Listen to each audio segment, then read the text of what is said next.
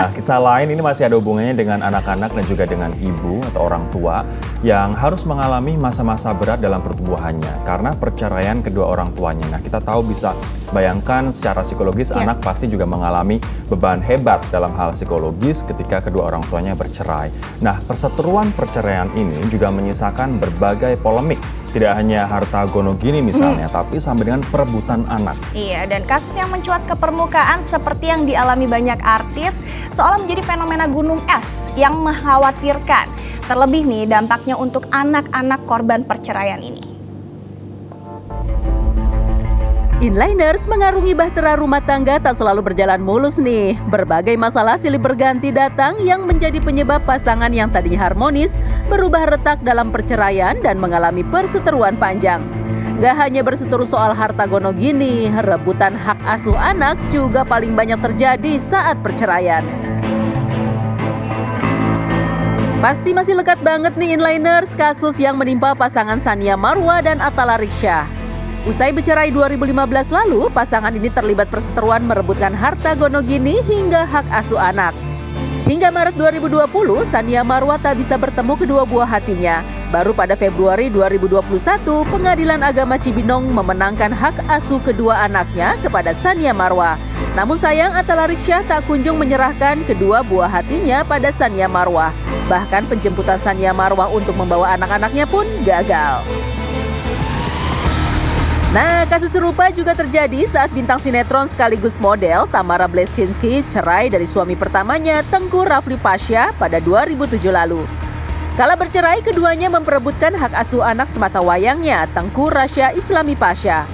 Sayangnya usaha Tamara Bleszynsky tak membuahkan hasil, bahkan meskipun ia telah mengajukan banding dan peninjauan kembali ke Mahkamah Agung. Tapi kini setelah Rasya tumbuh besar, ia bisa kembali berkumpul dengan ibunya. Inliner, perpisahan suami istri tak semestinya ya memisahkan anak dengan salah satu orang tuanya.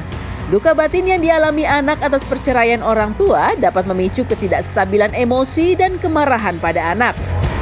Dan ternyata hal ini berdampak pada fungsi kecerdasan anak loh Inliners.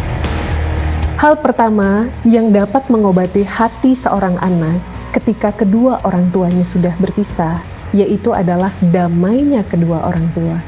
Itu ternyata menjadi obat yang sangat dahsyat. Makanya memang terlepas dari kita memberikan treatment ataupun terapi-terapi yang mempengaruhi kondisi psikologis seorang anak, membantu memulihkan perasaannya, membantu merilis atau melepaskan kemarahan-kemarahannya sehingga dia bisa menjadi lebih tenang dan netral. Tetapi apabila hal ini tidak dibarengi dengan berdamainya kedua orang tua, ini justru malah akan membuat anak sulit mencapai kondisi yang damai dan tenang. Jika kenyataannya perceraian dan perpisahan orang tua tidak dapat dihindari, maka ciptakanlah kondisi yang tetap damai. Buatlah quality time supaya anak tetap merasakan kasih sayang kedua orang tuanya.